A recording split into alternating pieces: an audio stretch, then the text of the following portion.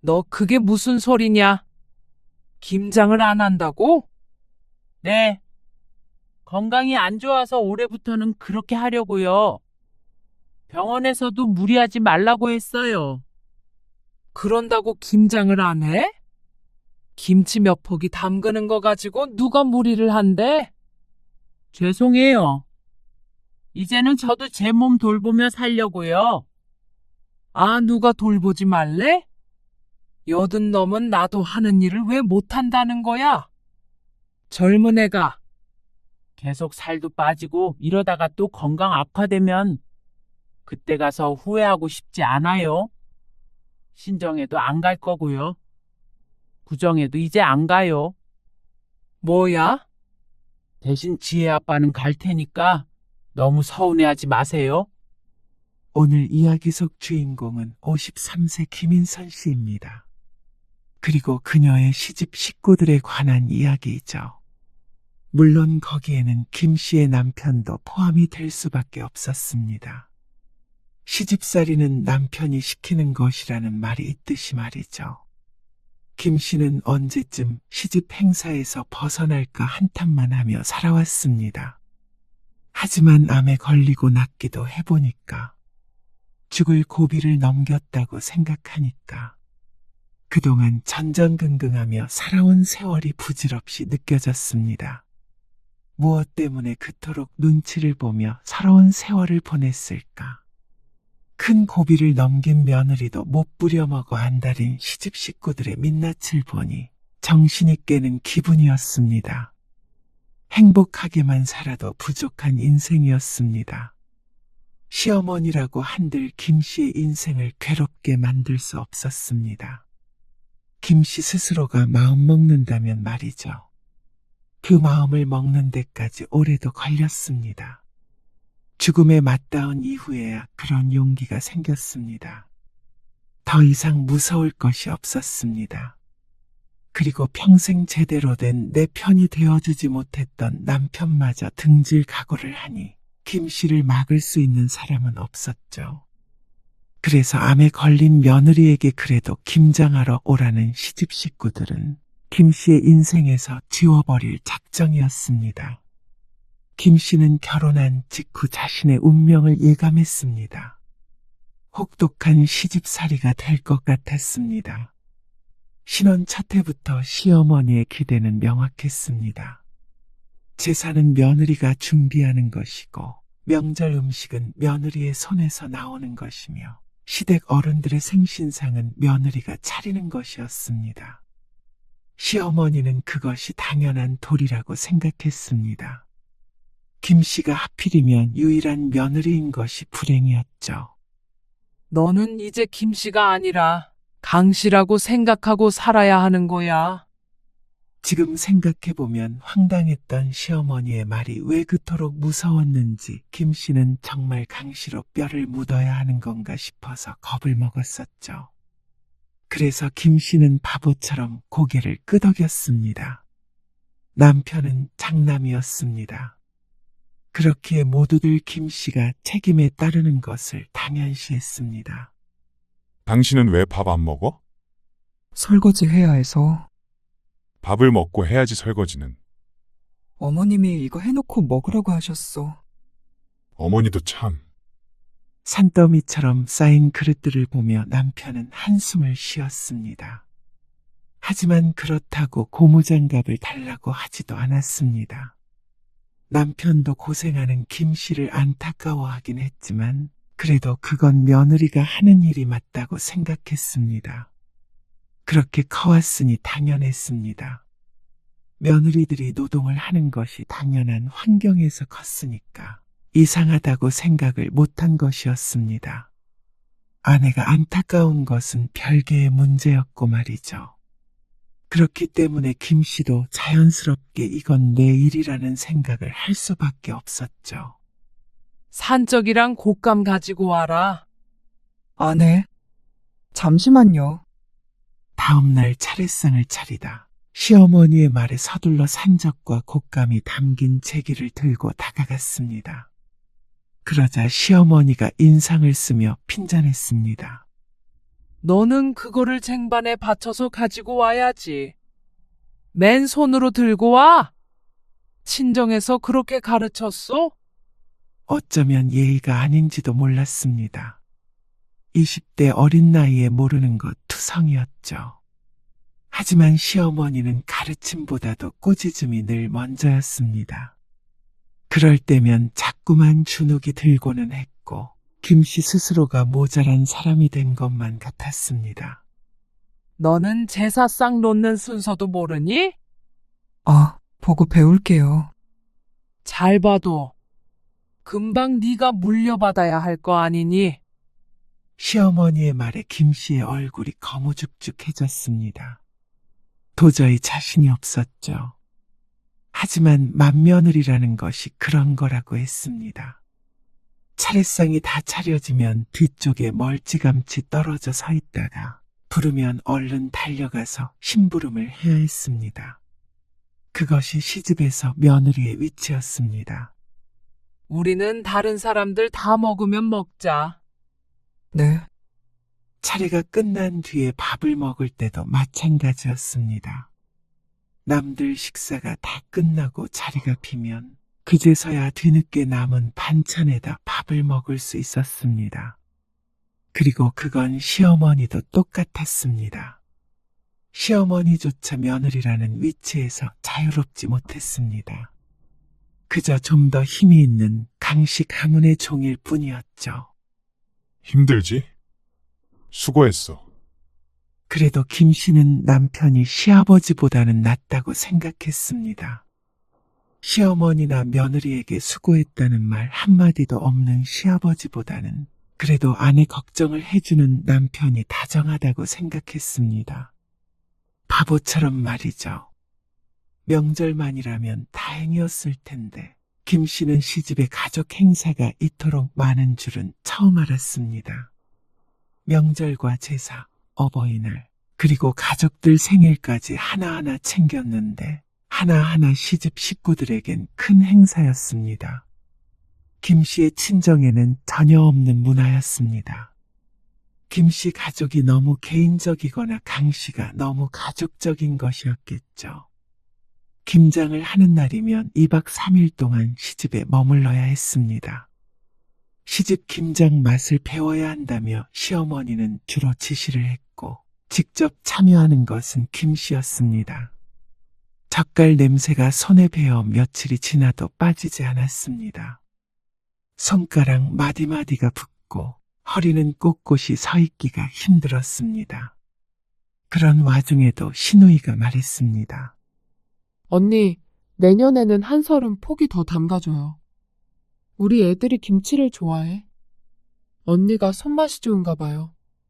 김장이라고는 해본 적도 없던 김 씨가 손맛이 좋으면 얼마나 좋다고 그런 말을 할까요? 부려먹기 위해 하는 말이라는 걸 알았습니다. 김장이 끝나고 집에 돌아와서 앓고 있으니 남편은 걱정했습니다. 내가 어머니한테 얘기해 볼게. 내년부터는 좀 줄이자고. 하지만 그 약속은 늘 흐지부지 되었습니다. 어머니도 참 왜 그러실까? 이렇게 하던 말이 세월이 지나면서 점점 변했습니다. 이번만 당신이 참아. 맏며느리잖아. 어쩔 수 없지. 미안해. 근데 나보고 어떻게 하라는 거야. 내 입장도 곤란해. 우리만 참으면 돼.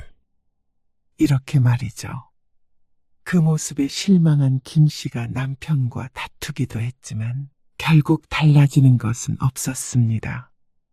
남편조차도 그게 잘못된 일이란 생각을 하지 못했고 김 씨도 반항할 용기가 없었으니 말이죠. 김 씨는 그렇게 20년 넘는 세월 동안 며느리 노릇을 했습니다. 시누이들까지 시어머니 역할을 하는 바람에 김 씨의 시집살이는 남들보다 더 혹독했죠. 그렇게 나이를 먹었고 3년 전 신이 되었을 때 김 씨의 인생에도 전환점이 찾아왔습니다. 분명 죽도록 괴롭고 힘든 사건이었지만 남은 인생을 완전히 바꿔놓게 되었습니다. 여보, 지혜 원룸에서 또 물이 샜다나 봐. 오피스텔로 이사할 거라고 그러는데 다음 주에 부동산 한번 같이 가보게. 그러면 그렇게 해야지. 근데 당신 목소리가 왜 또 그래? 좀 듣기 그렇지. 피곤해서 그런가 왜 자꾸 이러지? 병원 다녀와 보라니까 그러네. 쉬면 괜찮아. 별로 아픈 데도 없고. 어느 가을날이었습니다. 몸에 이상을 느꼈지만 그저 일하느라 피로해서 그런 것인 줄 알았습니다.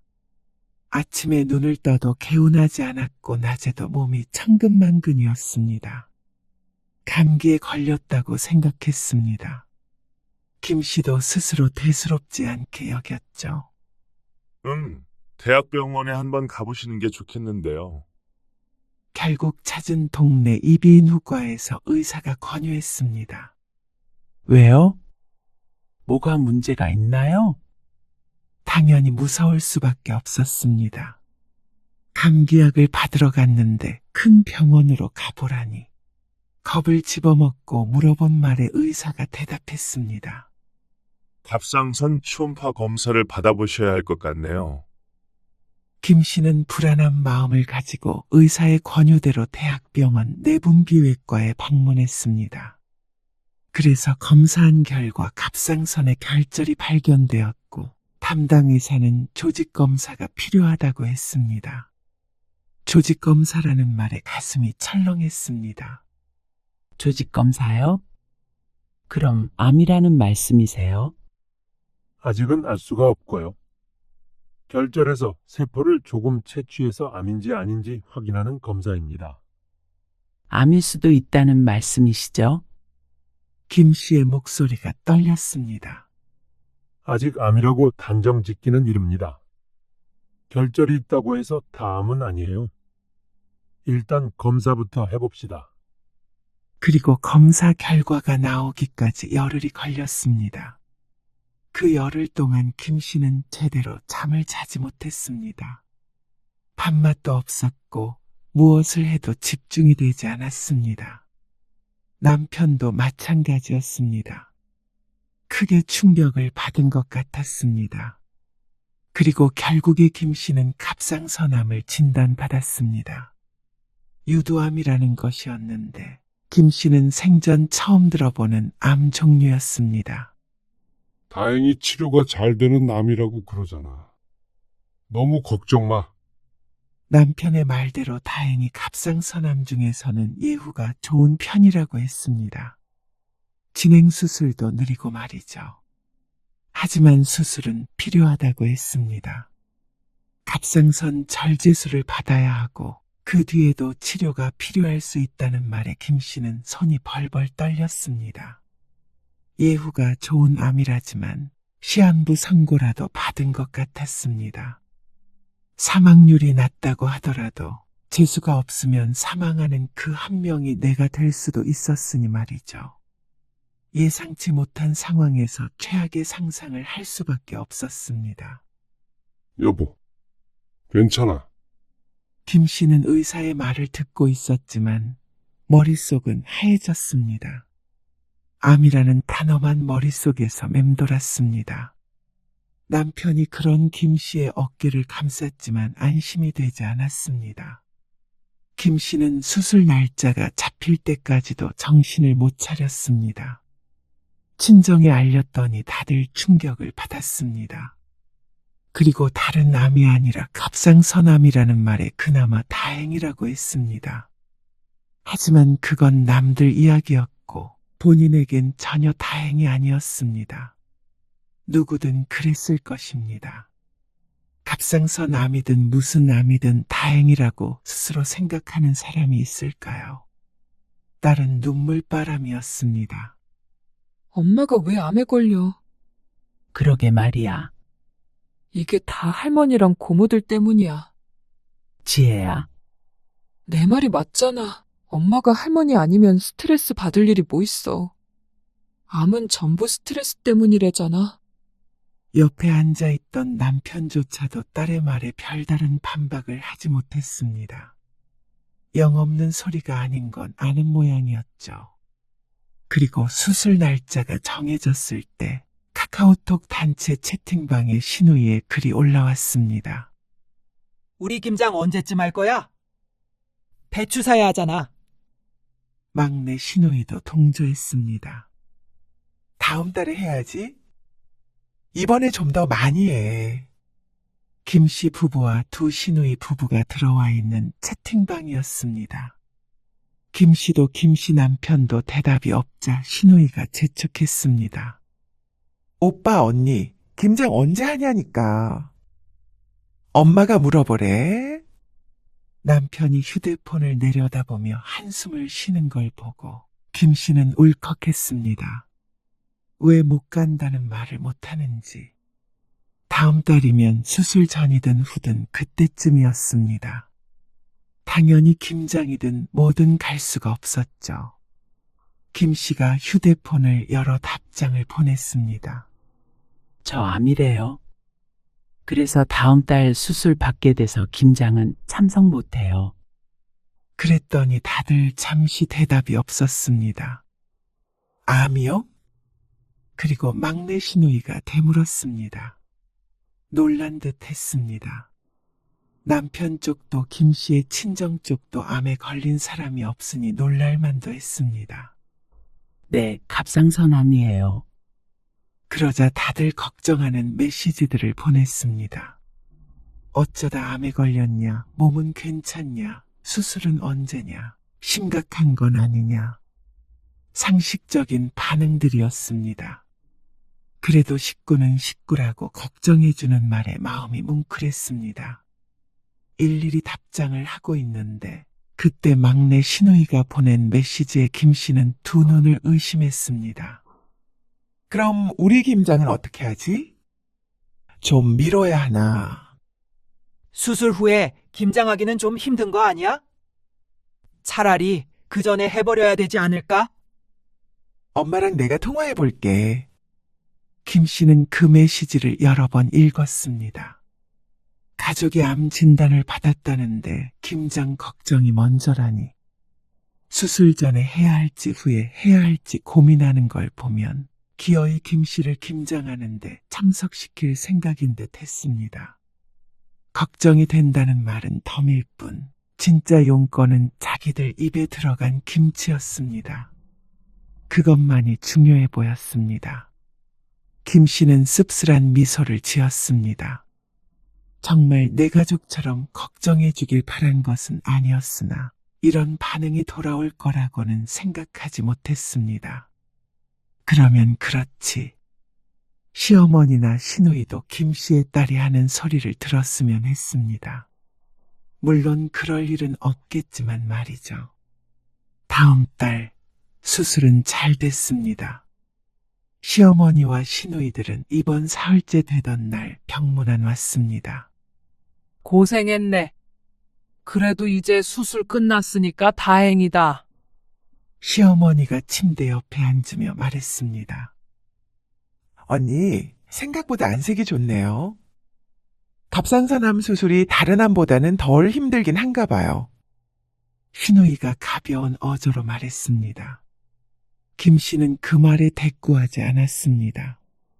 멀쩡해 보이는 것과 실제로 멀쩡한 것은 다른 문제였습니다. 시어머니가 과일 바구니를 침대 옆 탁자에 올려놓으며 말했습니다. 병원에서 푹 쉬어라. 김장은 우리끼리 어떻게든 할 테니까. 네, 어머니. 감사합니다. 올케 없이 제대로 될까 모르겠네. 그렇다고 김장을 한없이 미룰 수도 없고. 시누이가 한숨을 쉬며 말하자 김 씨는 그냥 고개를 숙였습니다. 꼭 김 씨가 할 일을 어쩔 수 없이 자신들이 해주는 것처럼 생색을 냈습니다. 거기에다가 대고 감사하다고 해야 하는 자신의 처지가 어쩐지 처량하게 느껴졌습니다. 아니, 병실에 앉아있는 스스로가 처량했죠. 그럼에도 불구하고 남편은 옆에서 꺼다 놓은 보릿자루처럼 앉아 있었습니다. 김 씨는 시집 식구들 얼굴을 보고 싶지 않았습니다. 안 그래도 수술 후에 지치고 힘든 상황인데 말이죠. 저칼슘 무슨 증상이라는데 손발이 저리고 입 주위도 부었습니다. 이런 상태로 김장인이 뭐나 하는 소리는 별로 듣고 싶지 않았습니다. 하지만 시어머니와 시누이들은 앉아서 한참을 떠들다 갔습니다. 김장 배추가 요새 얼마다, 고춧가루는 비싸다 싸다 하면서 말이죠. 그리고 김장에 참석을 못하니까 돈을 더 걷어야 한다는 말까지 하는 걸 듣고는 상종하기조차 싫어졌습니다. 어머니, 애엄마 수술한 지 얼마 안 됐어요. 김장은 제가 갈게요. 네가 와봤자 뭘 한다고 그래? 그래도요. 배고프지 않으세요?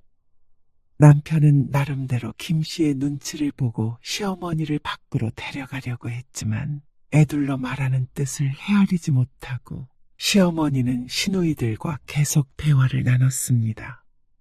그래도 평소보다도 김 씨의 편을 들어줬지만 그럼에도 불구하고 어쩐지 남편도 꼴보기 싫었습니다. 시집 식구들을 멀쩡할 때 보는 것과 아플 때 보는 것은 참 달랐습니다. 김 씨는 시어머니가 돌아간 뒤로도 멍하니 있었습니다. 가슴이 답답했습니다. 누가 목을 조르는 것 같기도 했습니다. 암 수술을 한 것도 아직도 실감이 나지 않았습니다. 시누이의 말처럼 다른 암보다 나을지는 몰라도 김 씨에게는 살면서 가장 죽음과 가까워졌던 순간이었습니다. 그걸 누구도 알아주지 않았지만 말이죠. 남편이 보호자 침대에서 잠들었고 김 씨는 창밖을 바라보며 울었습니다. 암 수술을 받은 환자에게 김장 얘기를 꺼내는 시어머니가, 그리고 그 말을 듣고도 따지지 못했던 자신이 서러웠습니다. 퇴원 후에도 컨디션이 좋지 않았습니다. 면역이 떨어진 것인지 암 환자는 다 이런 것인지 모르겠지만 김 씨는 계속 몸이 안 좋았습니다. 그래서 수술 후 2달 뒤에 있었던 시누이의 생일에도 참석하지 못했습니다. 아니, 못 온다고? 네. 못 갈 것 같아요. 못 올 것 같다는 말이 못 온다는 말이야? 아니면 올 수도 있다는 말이야? 말을 똑바로 해라. 아, 못 가요. 어머님, 시어머니의 신경질적인 대꾸에 김 씨는 또 가슴이 꽉 막힌 것 같은 기분을 느꼈습니다. 전화 통화를 하는 게 무척 불편하고 힘들었습니다. 와서 밥 한 끼 먹는 게 힘들어? 밥 한 끼로 끝나지 않을 것을 알기에 그러겠다고 할 수가 없었습니다. 수십 년간 시집 식구들 생일상을 차리는 것은 대부분 김 씨의 역할이었으니 말이죠. 아무리 시집 식구들이라도 생각이 있다면 김 씨에게 고된 일을 시키지 않겠지만 정말로 생각이 있다면 부디 환자를 이렇게 부르지도 않을 것이었습니다.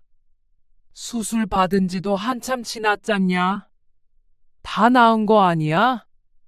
지속적인 관리는 필요하지만 수술 후 검사에서 좋은 결과가 있었습니다. 그러니까 나았다고 볼 수도 있겠죠. 하지만 그렇다고 해서 김 씨가 암 수술을 했다는 사실이 변하는 것은 아니었습니다. 2달이면 얼마 지나지 않은 시점이었고 말이죠. 하지만 그게 보는 사람에 따라서는 다르게 보이기도 하는 모양이었습니다. 너무 그렇게 유난 떨면 안 돼. 네? 자꾸 돌아다니고 해야 면역도 생기는 거고 병도 이겨내지. 몸이 예전 같지 않아요. 그게 뭐 위암 이런 거랑 다른 거잖냐? 애들이 그러던데. 고쳐졌으면 평소대로 살아야지. 꼭 고장났던 기계를 고친 것처럼 말하던 시어머니. 시집에서 일하는 기계로 살았으니까 빨리 수리해서 돌아오라는 말 같았습니다. 허탈했습니다. 너는 원래 건강 체질이었잖아.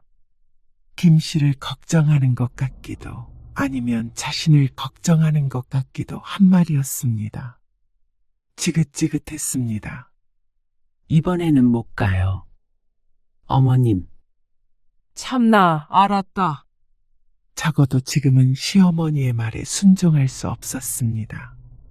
내 몸이 안 좋은데 이것저것 신경 쓸 여력이 없었습니다. 그것 아주 작은 생각의 씨앗이었습니다. 하지만 그 씨앗은 서서히 그리고 확실하게 자라나기 시작했습니다. 암 치료가 끝난 후에 김 씨의 삶은 크게 달라지지 않았습니다. 시간이 지나서 다시 복직을 했고 일상으로 돌아갔죠. 하지만 그렇다고 시어머니의 말처럼 다시 건강 체질이 된 것은 아니었습니다. 암 수술 후 1년쯤 되었을 때 시어머니의 팔순이었습니다. 시누이가 가족 모임을 제안했고 그것이 여행으로 발전하게 되었습니다. 엄마 팔순 기념으로 가족끼리 여행 가는 게 어떨까? 엄마가 잔치는 또 번잡스럽다고 싫다고 하시잖아. 여행을 어디로? 가까운 데라도 가서 1박 2일 놀다 오면 좋지. 다 같이. 지혜 엄마한테 한번 물어보고. 물어볼 거 뭐 있어? 오히려 언니는 좋아하지? 팔순이면 그래도 언니가 신경 써야 할 게 제일 많잖아. 여행 가면 다 사먹는데 뭘. 그런가? 남편과 시누이가 통화하는 소리를 듣고 있는데 어처구니가 없었습니다. 어째서 시어머니 팔순 여행을 김 씨가 제일 신경 써야 한다는 말인지 몰랐습니다. 칠순잔치 때도 그랬지만 정말 너무한다 싶었습니다. 그런데 그 와중에 그런가 하고 있는 남편도 기가 막혔죠. 어쨌거나 상의를 해볼게. 왜 저렇게밖에 대답을 못하는지 몰랐습니다. 만약 나중에 거절을 한다면 뻔히 김 씨의 의견이라고 생각할 텐데 말이죠. 이렇게 융통성이 없으니까 김 씨가 그동안 시집 식구들에게 눈총을 받으며 살았죠. 남편이 전화를 끊자마자 김 씨가 기다렸다는 듯이 말했습니다. 나는 1박 2일은 부담스러워. 왜? 집에서 생일상 차리고 그런 것보다는 낫지 않아? 선택지가 그거밖에 없어? 밖에서 같이 식사만 하면 되잖아. 그런가? 그러면 아가씨한테 말하게? 애 엄마가 싫대. 이렇게? 설마 내가 그렇게 말하겠어? 그럼 뭐라고 하게? 나한테 먼저 말해봐. 그러자 남편이 생각해둔 바가 없는지 머뭇거렸습니다. 에라 모르겠다 싶었습니다. 당신이 알아서 잘 거절해. 나중에 내 탓이라는 말 안 나오게. 김 씨가 한숨을 쉬면서 말하자 남편은 대수롭지 않다는 듯이 고개를 끄덕였습니다. 그리고 다음 날 또다시 통화를 했는지 남편이 웃으며 김 씨에게 말했습니다. 여보, 그냥 밥만 먹기로 했어. 내가 싫다고 한 거 아니지? 아니야. 당신 탓 안 해. 그 말을 믿은 것이 바보였습니다. 며칠 뒤에 김 씨는 시어머니에게서 전화를 받게 되었습니다. 어디가 얼마나 아픈 거야? 네? 몸이 아파서 팔순 여행도 못 간다면서? 어떡하냐? 그렇게나 아파서. 아? 수술이 잘 됐는데도 아픈 거야? 그 병은? 수술이 끝나고 1년 동안 건강이 어떤지 걱정한 적도 없었습니다. 매번 명절이나 제사 때마다 불러서 똑같이 일을 시켰으면 시켰지 결코 걱정하던 분이 아니었죠. 그런데 여행을 못 가게 되니까 전화까지 해서 김 씨를 압박했습니다. 걱정하는 듯 하지만 수술도 잘 됐는데 웬 꾀병이냐 하고 따지는 것 같았습니다. 착각이었으면 좋겠지만 이어지는 말이 시어머니가 전화 건 목적을 정확히 했습니다. 그래도 팔순이라는 게 인생에 한 번밖에 없는 거잖냐? 내가 오래 살아서 구순까지 지내고 가겠냐? 마지막이라고 생각하고 가까운 데라도 가서 바람 쐬고 오자. 너도 수술하고 어디 멀리 여행 간 적도 없잖아. 사람이 말이야. 그 행복하고 그러면 몸에서 좋은 기운이 나와. 그러면 아프지도 않는 거야. 그게 과학적으로 그렇대잖냐? 길게 하는 말이었지만 결국에는 아프더라도 자신의 팔순엔 여행을 갔으면 한다는 말이었습니다. 정 힘들면 왔다가 저녁에 가면 되잖냐? 김 씨가 망설이는 걸 느꼈는지 시어머니가 한 발짝 뒤로 물러났습니다. 이렇게까지 얘기하는데 끝까지 버티고 있을 수가 없었습니다. 잘 말해두었다더니 김 씨가 아픈 걸 핑계로 들면 어떡하나 남편이 원망스러웠습니다. 김 씨가 단순히 가족 여행을 가기 싫은 게 아니라 정말로 부담스러웠습니다. 겉으론 멀쩡해 보일지 몰라도 일상생활까지 전과 같은 것은 아니었습니다. 호르몬제를 복용하는데 그 때문인지 아니면 그냥 심리적인 것인지는 몰라도 자주 피로하고 잠을 제대로 자지 못했습니다. 그래서 예민해지기도 했죠. 남편은 같이 사니까 그런 모습들을 잘 알고 조심하지만 시어머니나 시누이들까지 그럴 리는 없었습니다. 배려받을 거라고 기대하고 가면 안 된다는 걸 잘 알고 있었습니다. 시집 식구들을 만날 때마다 인사처럼 하는 말이 멀쩡해 보이네, 다 나았네 하는 말들이었습니다. 그 말을 해야 김 씨를 부려먹는 것에 대한 죄책감이 덜어지기라도 한다는 듯이 말이죠. 결국 김 씨는 시집 가족 여행에 참석하게 되었습니다. 몸 너무 안 좋으면 저녁에 돌아오자. 그래도 김 씨가 암에 걸린 이후로는 전보다 김 씨를 걱정하는 모습을 보였습니다. 당연히 며느리 노릇을 해야 한다고 말했던 지난 날보다는 나아졌지만 그런다고 해서 김 씨를 며느리의 의무에서 자유롭게 해주지는 못했습니다. 그냥 말로만 걱정을 해줄 뿐이었죠. 아이고, 이거 양념 어떻게 하냐? 요리는 새언니가 잘하지. 하필이면 호텔을 잡은 여행이 아니라 펜션이었습니다. 밖에서 사 먹자는 김 씨의 의견은 받아들여지지 않았고 시어머니가 원하는 대로 펜션에서 요리를 해먹는다고 했습니다. 기가 막힌 노릇이었죠. 당연히 언제나처럼 김 씨가 주도해서 음식을 하길 바라는 식구들을 보면서 가슴이 뜨거워지는 기분이었습니다. 울컥 목구멍으로 뜨거운 기운이 올라왔습니다. 남편은 그런 김 씨의 눈치를 보았죠. 네가 좀 해봐. 어머, 새언니 편드네. 몸이 안 좋으니까 그렇지.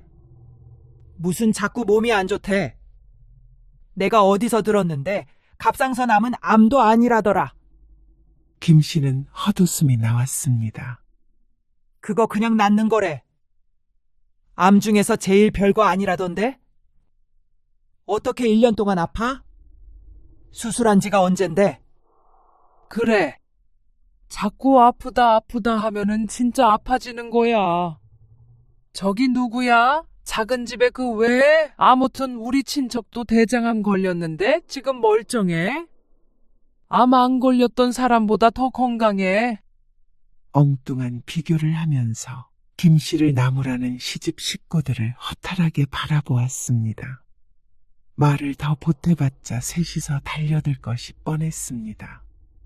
김 씨는 분위기를 봐서 남편에게 조용히 말했습니다. 이만 집에 가자. 남편은 술을 한 잔 마셨지만 운전은 김 씨가 하면 그만이었습니다. 그런데 남편은 식구들 눈치를 보면서 뭉개고 앉아 있었죠. 가려는 거 아니지? 속이 부글부글 끓었지만 애써 눌렀습니다. 시어머니 팔순 여행을 온 것인데 팔순인 시어머니에게 차마 대들지 못했습니다. 대들어 본 적도 없었지만 김 씨는 그 순간 무슨 말이든 할 수 있을 것 같았습니다. 팔순만 아니었다면 말이죠. 그리고 다음 날 김 씨는 열이 나서 병원에서 수액을 맞았습니다.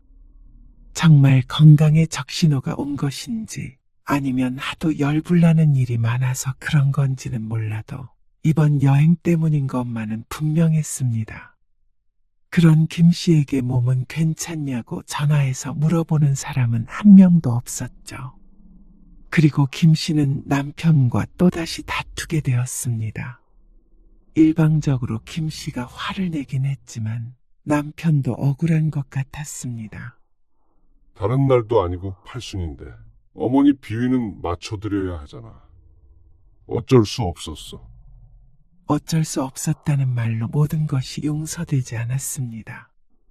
남편이 제일 미웠습니다. 그리고 시간이 지날수록 시집 식구들은 김 씨의 건강에 대해 더욱 조심성을 잃어갔습니다. 당연히 점점 더 건강해지겠거니 생각하는 것 같았습니다. 전처럼 한 달에 한 번꼴로 행사를 했고 유일한 며느리인 김 씨를 찾았습니다. 그러다 보니 김 씨도 서서히 깨달은 바가 있었습니다. 내 몸은 내가 챙기자. 남편조차도 챙겨줄 수 없었습니다. 몸이 안 좋아서 이번 명절에는 좀 쉴게요. 뭐? 너는 정말 그 아프다는 소리 좀 안 하면 안 되냐? 김 씨는 전에는 하지 않았던 짓을 하기 시작했습니다. 시집에서 부른다고 무조건 갔던 지난날이 후회됐습니다. 그런다고 알아주는 사람이 없었고 김 씨의 몸만 축날 뿐이었습니다. 며느리인 네가 안 오면 명절을 어떻게 지내냐? 죄송해요. 아니 죄송하다면 다야? 왜 자꾸 몸이 아프대? 뭔 일만 있으면 귀신같이 몸이 알아채냐? 지난 제사에는 갔는데 꼭 매번 김 씨가 행사에 빠지는 것처럼 말했습니다. 하지만 말이라는 것은 더 이상 김 씨를 아프게 하지 못했습니다. 실제로 내 몸을 찌를 수도 없었고 공중으로 흩어지게 두면 되었습니다. 내 한 몸 건사하기 힘드니 그런 것들이 다 무슨 소용인가 생각이 되었습니다. 그리고 그런 김 씨를 시어머니는 무척 못마땅해 했습니다. 엄마, 왜 이렇게 살이 빠졌어? 살 빠진 것 같아? 조금 빠지긴 했어. 회사 일도 그렇고 건강도 그렇고 또 시집 일도 그렇고 신경 쓰는 일들이 많다 보니까 자꾸 체중이 줄었습니다. 혹시나 암이 재발했나 싶어서 검사해 보았지만 그건 아니었습니다. 그래도 걱정이 될 수밖에 없었죠. 건강 잘 챙겨, 진짜로. 딸의 표정을 보니 가슴이 아팠습니다. 혹시나 정말로 치료하지 못하는 암에 걸렸었다면 어땠을까 상상하니까 상상일 뿐인데도 무서웠습니다.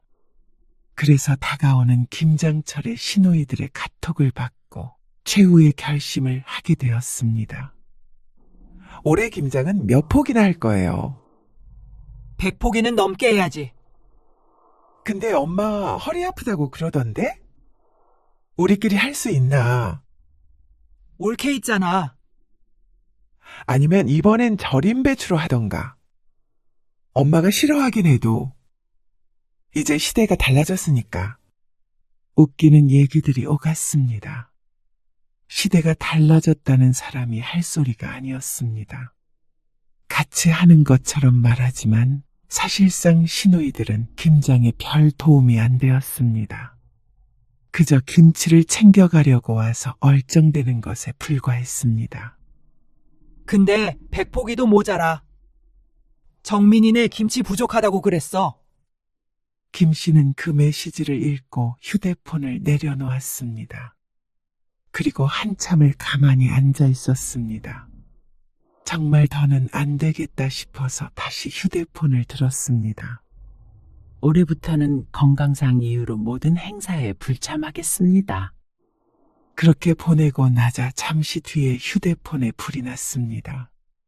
대화를 나누고 있던 상황이라 곧바로 메시지를 읽은 것 같았죠. 그게 무슨 말이냐?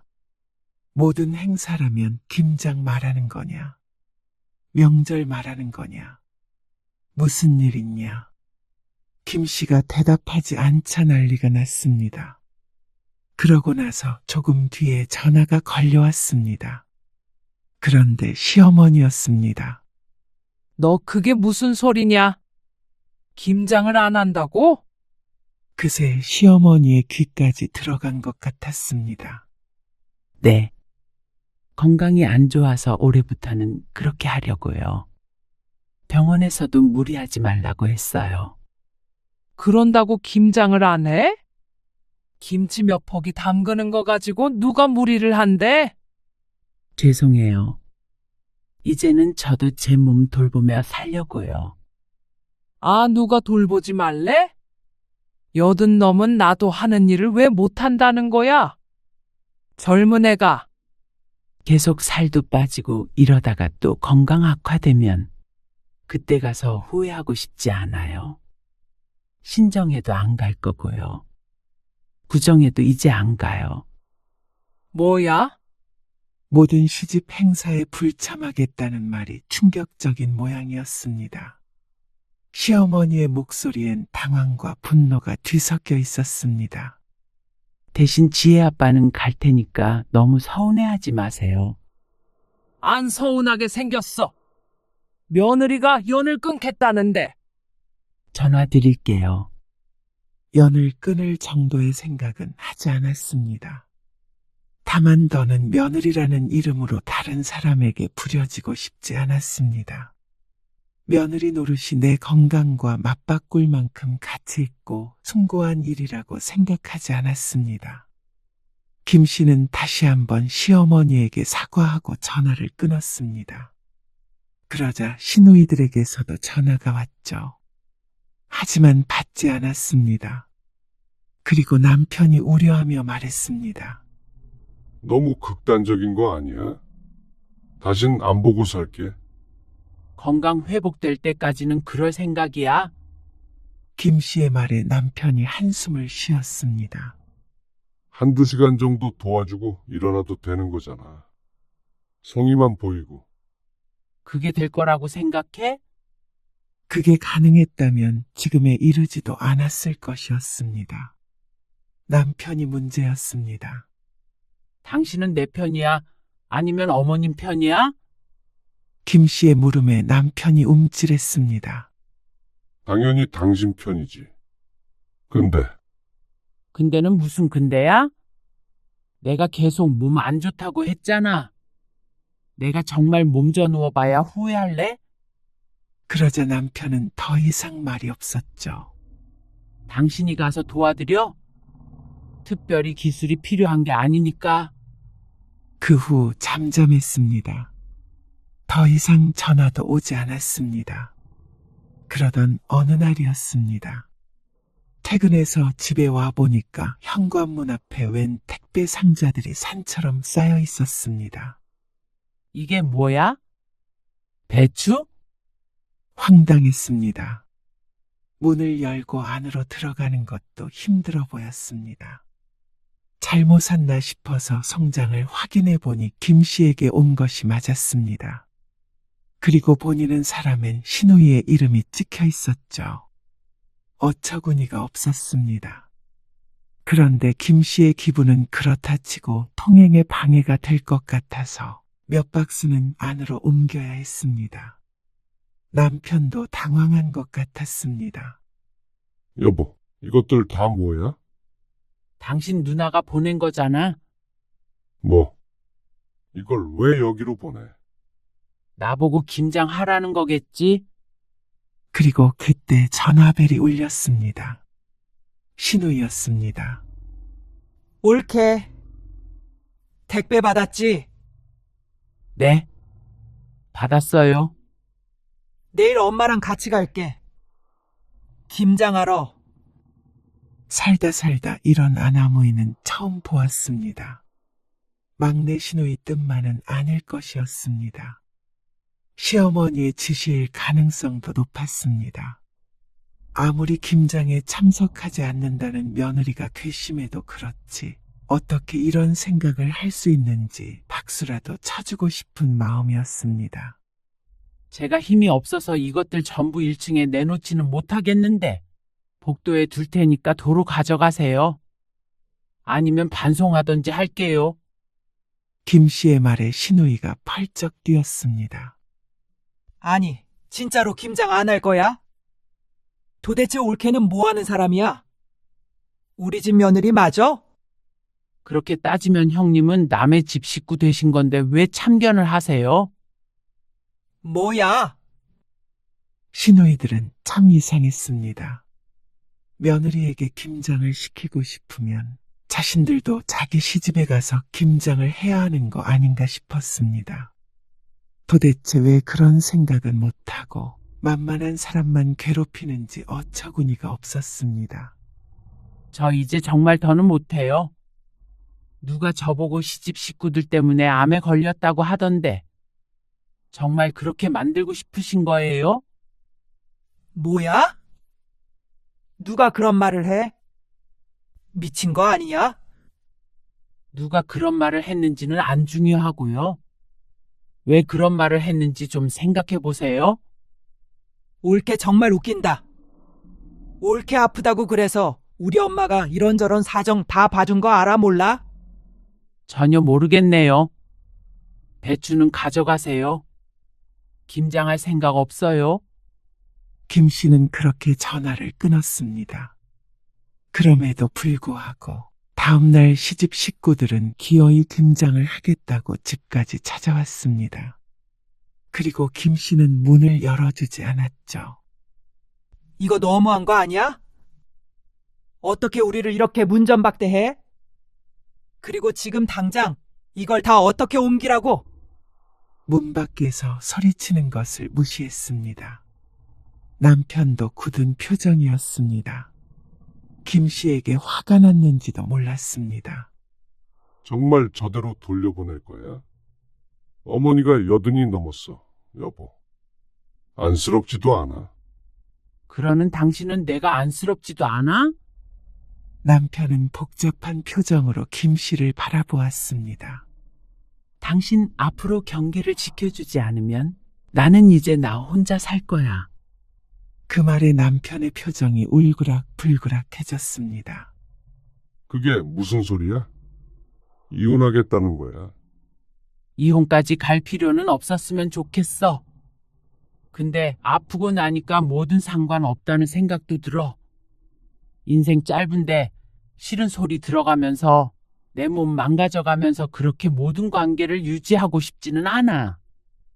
여보, 당신도 어머님이나 누나 동생 말이 맞는 것 같으면 그 식구들이랑 살아.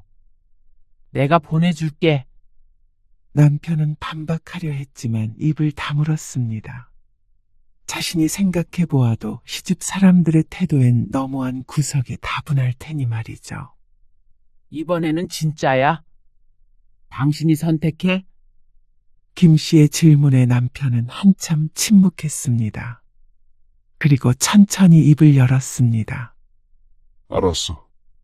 당신 말대로 하자. 그렇게 한참을 밖에서 소리를 지르다가 시어머니와 시누이들이 돌아갔습니다. 배추는 나중에 가져가려는지 건들지 않았죠. 그리고 주말에 택배 상자들은 전부 치워졌습니다. 메시지도 한가득 와 있었습니다. 거의 김 씨를 저주하는 내용의 메시지들이었습니다. 그 중에는 시어머니가 김 씨에게 단단히 실망했다는 내용도 있었죠. 남편이 직접 시어머니에게 전화를 걸었습니다. 어머니, 이제 지혜 엄마는 부르지 마세요. 무슨 일이 있든 저만 갈게요. 뭐? 네가 지금 무슨 소리 하는 거야? 그거 다 꾀병이야. 수술한 지가 언젠데 아직도 암 타령을 하고 있어. 누가 그 속을 모를 줄 알고. 어머니, 그만하세요. 병원에서도 무리하지 말라고 했어요. 정말로요. 아이고, 네가 여시한테 홀렸다. 여시한테. 여태 순한 척하면서 어떻게 살았다니. 어머니, 계속 그러시면 저도 안 가요. 뭐야? 너 말 다 했어? 자꾸 그렇게 화내고 그러시면 거리 두고 살 수밖에 없어요. 일단 김장하실 거면 제가 갈게요. 네가 뭘 와? 설에도 저만 가고요. 어쨌거나 이제는 며느리는 없는 셈 치세요. 다음에 갈 테니까 그때 얘기해요. 남편은 전화를 끊었고 김 씨는 남편을 바라보았습니다. 됐어. 남편의 말에 김 씨는 고개를 끄덕였습니다. 이런다고 지난 세월이 사라지는 것은 아니었지만 남편이 이렇게 분명히 선을 긋는 건 처음이었습니다. 미안해. 진작 이랬어야 했는데. 나 때문에 당신이 아프네. 남편이 김 씨의 손을 잡았습니다. 처음으로 남편이 내 편처럼 느껴지는 순간이었습니다. 그 후로 시집과의 관계는 사실상 단절되었습니다. 연락도 많이 왔는데 김 씨는 굳이 확인하지 않았습니다. 보나마나 좋은 소리가 아닐 게 뻔했으니 말이죠. 그리고 김 씨는 시집과 거리를 둔 후 조금씩 변하기 시작했습니다. 살도 2kg이나 쪘고 잠도 잘 잤습니다. 매번 시집에 갔다가 탈진하던 패턴이 사라지니 체력도 좋아진 것 같은 기분이 들었습니다. 착각일지 몰라도 심리라는 게 몸에 중요한 역할을 하는 것 같았습니다. 정기 검진에서도 좋은 말을 들었습니다. 그리고 김 씨는 자신을 위한 시간을 갖기 시작했습니다. 딸의 조언을 들어서 동네 요가원에 등록했습니다. 몸이 뻣뻣하고 나이가 있으니 남들과 같은 자세를 취할 수는 없었지만 확실히 혈액순환이 잘 되는 것 같은 느낌이었습니다. 몸을 천천히 움직이며 호흡에 집중하는 시간이 좋았습니다. 그동안 얼마나 몸을 혹사했는지 깨달았습니다. 직장은 그만두지 않았습니다. 충분히 관리하며 일할 수 있었습니다. 외부적으로 힘든 일만 없다면 말이죠. 그리고 남편이나 딸과 가까운 곳으로 여행도 다녔습니다. 남편과 진지하게 이혼도 고려했지만 그래도 남편이 노력을 많이 하고 있어서 더는 이혼 생각을 하지 않았습니다. 물론 또다시 같은 상황이 된다면 김 씨는 그때도 자신을 위한 선택을 할 듯 했습니다. 엄마, 요즘 얼굴 많이 좋아졌어. 그래? 그런 것 같아? 응. 생기가 있네. 김 씨는 진심으로 웃었습니다. 그래? 요즘 좀 살 것 같아? 암에 걸린 뒤로 새 삶을 부여받은 기분이었습니다. 그동안의 삶은 잊고 새로운 삶을 잘 살아야겠다는 생각도 들었습니다. 운이 좋아서 치료가 가능했으니 그것에 감사하며 나 자신을 소중하게 생각하며 살자는 다짐을 매일같이 했습니다. 당신은 어머님 댁에 다녀와. 당신 혼자 있을만해? 내일 지혜 온대.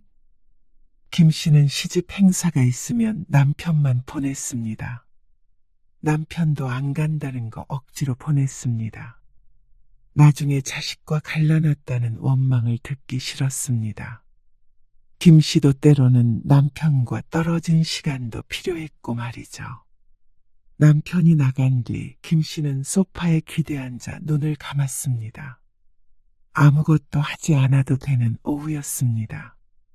이렇게 편안한 하루가 있다는 사실에 감사했습니다. 건강하게 하루를 보낼 수 있다는 것이 축복이었죠. 죽을 고비를 넘기고 나서야 비로소 얻은 일상이었습니다.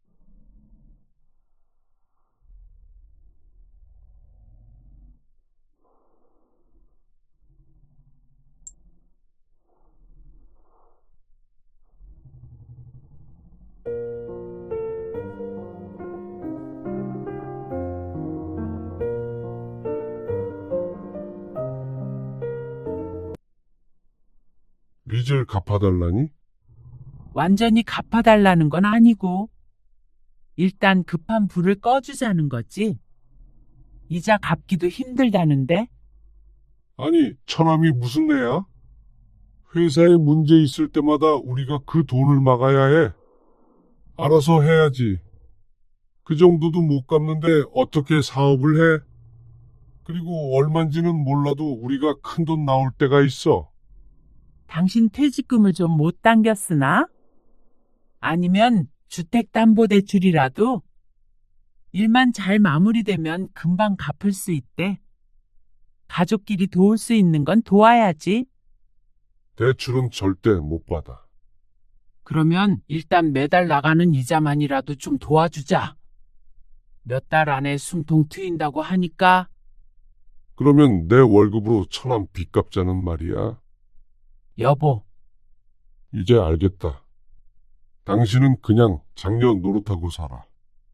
내 아내, 얘나 엄마, 못할 것 같다. 그게 무슨 말이야? 당신은 당신 친정으로 돌아가라고. 오늘 이야기 속 주인공은 55세 조영진 씨입니다. 그리고 그의 아내와 처가 식구들에 관한 이야기이죠. 조 씨는 아내의 다정함과 부모를 생각하는 효심을 보고 결혼을 해야겠다 결심했습니다. 이런 사람이라면 평생을 함께 살아가도 좋을 것 같았습니다. 그 사랑이 우리 가족에게로 옮겨올 줄 알았지만 그러지 않았습니다. 아내가 조 씨와 딸을 사랑하지 않는 것은 아니었지만 친정 식구들도 그만큼 사랑했기에 비극이 생겼습니다. 조 씨는 아내와 결혼한 것이 아니라 처가와 결혼한 것 같다는 생각을 했습니다. 평생 친정만 챙기고 시집은 등한시하는 아내. 자신의 부모 형제들에게 가진 것을 무한정 퍼주고 싶어하는 아내. 책임감 넘치는 딸. 조 씨는 내 아내가 아닌 남의 집 장녀와 살고 있는 기분이었습니다. 마음만 그런 것이라면 모르겠지만 그로 인해서 조 씨의 가정에도 문제가 생겼죠. 매달 용돈을 주는 것도 모자라서 처남의 빚까지 갚아달라는 아내였습니다. 나이가 들어도 도저히 달라지지 않았습니다. 조 씨의 부모님에게도 그 정도로 마음을 썼다면 조 씨도 그토록 서운하고 괴롭지도 않았을 것 같았습니다. 하지만 조 씨의 연로한 아버지는 요양원에 보내자면서 친정 부모는 부양하길 원하는 이기적인 여자와는 더 이상 삶을 함께 할 수 없을 것 같았습니다. 오랜 세월 가정을 유지하기 위해 최선을 다했습니다. 하지만 더 이상은 버틸 수가 없었습니다. 조 씨의 결정을 딸이 이해해 주길 바랄 뿐이었습니다. 조 씨는 20대 후반의 아내를 만나 결혼했습니다. 직장 다니면서 번 돈으로 동생의 학비를 마련했었다는 아내의 말에 조 씨는 깊게 감명을 받았던 것 같습니다. 수줍게 웃던 모습과 반짝이던 눈빛. 결혼을 결심했죠. 아, 용돈을 드리고 있었어? 처음 월급 탔을 때부터 드렸는데? 아, 그래? 결혼 준비를 하면서 서로의 재정 상황을 공유하다가 매달 일정 금액이 장모님에게 송금된 것을 보았습니다. 아내는 대수롭지 않게 대답했습니다. 아내가 장녀이다 보니 그건 이해가 갔습니다. 하지만 이어지는 말에 조금 당황스러울 수밖에 없었습니다. 결혼하고도 계속 드릴 거야. 상의하는 것이 아니라 통보였습니다. 결혼을 하게 되면 새로운 가정을 꾸리는 일인데 결혼 후에도 부모님께 용돈을 드리겠다는 말이 부담스러웠습니다. 장인어른은 사업을 하고 있어서 처가가 그리 어려운 것도 아니었습니다. 결혼한다고 내가 엄마 아빠 딸이 아닌 것도 아닌데 이건 꼭 드리고 싶어. 대신 금액을 줄여서 드리겠다는 아내의 말에 조 씨는 고개를 끄덕일 수밖에 없었습니다. 그런데 그게 시작이었습니다.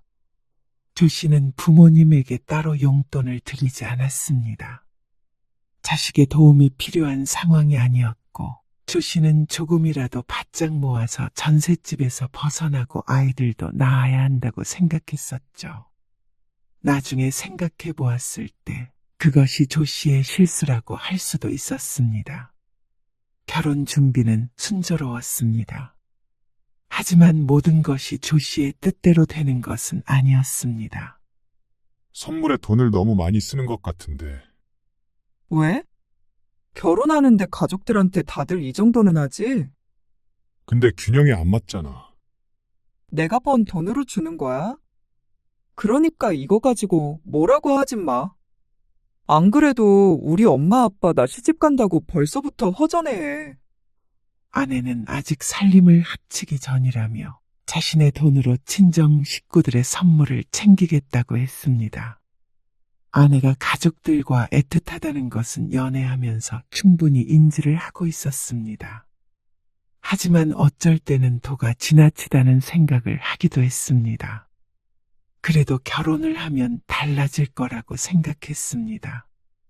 어떻게 보면 가족들에게 마지막 선물을 주는 거라고 여겼죠. 그게 두 번째 실수였습니다. 그렇게 조 씨는 아내와 결혼했습니다. 어머니가 주말에 한번 들르라고 그러시네. 어머님이? 결혼하고 한 번도 안 갔잖아. 아, 주말에 나 엄마한테 가기로 했는데? 장모님한테는 지난주에도 갔다 왔잖아. 지지난주에도 그렇고. 조 씨의 목소리가 낮아졌습니다. 따지고 보면 조 씨의 부모님이 10분 정도 더 가까이 살았는데 아내는 주말마다 처가에 갔습니다. 결혼한 지 2달이 지났는데 5번은 넘게 간 것 같았습니다. 그중 2번은 조 씨도 동행했고 말이죠. 에이, 우리 엄마는 반찬 챙겨준다고 해서 그것 때문에 간 거고. 그럼 이번 주에는? 이번에는 인복이가 온대잖아. 그래서 오랜만에 다 같이 모이기로 했어. 이나도 오고. 당신이랑 같이 갈 생각이었는데. 아내는 눈에 띄게 서운한 티를 냈습니다. 그러면서 조 씨의 집은 무슨 용건으로 가는 거냐고 물었습니다. 2달 동안 못 봤으니까 궁금해서 부르신 거겠지. 그러면 딱히 특별한 일은 없는 거네? 그러면 이번 주에는 우리 집 가자. 그리고 다음 주에 당신 혼자 어머님네 다녀와. 아내는 늘 자신의 친정이 우선이었습니다.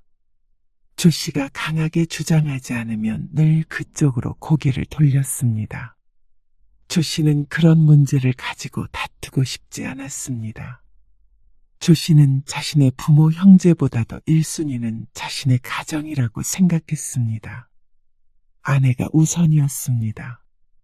그러니까 아내의 뜻을 따르는 쪽을 택했죠. 그게 평화로웠습니다.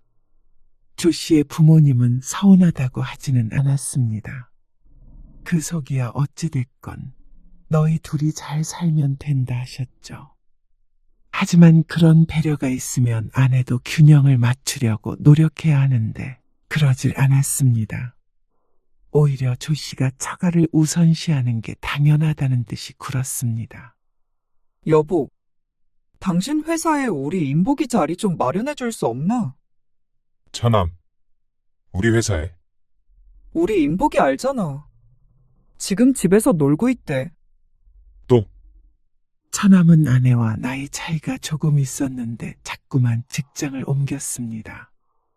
사업을 한다고 했다가 직장에 다니다가 다시 말해 백수나 다름없었죠. 그리고 조 씨는 인사과에 있었습니다. 하지만 그게 아무나 마음대로 회사에 취직시켜줄 수 있다는 뜻은 아니었습니다. 그만한 힘도 없었고 말이죠. 우리 회사가 그렇게 작은 회사도 아니고 내 마음대로 그렇게 안 되지. 한번 말이라도 해봐. 누구한테 말해보라는 거야. 말이 되는 소리를 해. 처남 위에서 매형이 그 정도도 못해? 체면 때문에 그래? 체면 문제가 아니라 그렇게 할 수가 없다고. 그게 가능했으면 진작에 내 동생부터 취직시켰지. 조 씨의 남동생도 오랫동안 취업 준비를 하다가 최근에 공무원이 됐는데 아무나 취업시켜줄 수 있었으면 남동생도 힘들게 공무원이 되지 않았을 것이었죠. 하지만 그 일로 아내는 조 씨에게 토라져서 한동안 말도 안 했습니다. 어처구니가 없어서 싸울 마음도 들지 않았습니다. 그리고 한 달쯤 뒤 장인어른과 장모님 조 씨의 집에 일주일간 머물게 되었습니다. 집에 물이 새서 수리를 해야 하는데 그 일이 자꾸만 지연되는 바람에 어쩔 수가 없었습니다. 그리고 그 과정에서 조 씨의 의견은 별로 들어가지 않았습니다. 괜히 조서방 불편하게 하네. 아닙니다. 인복이 집으로 갈 걸 그랬어. 아니에요. 편히 계세요. 불편한 건 물론 맞았지만 그래도 자식된 입장에서 부모가 머무르다 가는 걸 거절할 수는 없었습니다. 당연한 일이라고 생각했습니다. 하지만 이튿날 장모님이 아내와 비슷한 말을 하는 것을 듣고는 피로감이 들었습니다. 회사에 자리 좀 없어? 장모님, 차라리 장인어른 회사에 취직시키시면 되죠. 장인어른은 작은 사업을 하고 있었는데 거기라면 마음대로 고용할 수 있지 않나 싶었습니다. 힘들다고 싫다고 그러니까 그렇지. 지금 걔 일 시킬 만큼 회사 상황이 좋은 것도 아니고. 몸 쓰는 일이 많다며 조서방처럼 펜대 굴리면서 편히 일했으면 한다는 장모님에게 할 수 있는 말이 없었습니다. 아내처럼 집요하게 부탁하지는 않았어도 충분히 부담스러웠습니다. 그래도 우리 딸내미랑 이렇게 지내니까 좋네. 나중에 더 나이 들면 같이 살면 좋겠어. 어느 날 장모님이 농담처럼 말을 했고 아내는 웃으며 대답했습니다. 그래. 나중에 더 나이 들고 아프면 같이 살아요. 진심이 듬뿍 담긴 것 같았습니다. 일주일 만에 돌아가긴 했지만 그동안 조 씨는 장인장모의 등살에 괴로운 나날을 보냈습니다. 아내는 눈치를 보고 있는 남편보다도 친정 부모가 항상 우선이었습니다.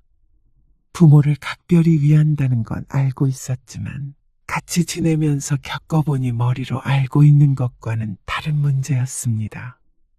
그 뒤로 조 씨 부부는 딸을 하나 낳았습니다. 맞벌이를 했기에 아이를 돌봐줄 사람이 필요했는데 그 역할은 또 장모님이 아닌 조 씨의 어머니였습니다. 당신도 알잖아. 우리 엄마는 허리도 안 좋고 손목 아파서 칼질도 잘 못해.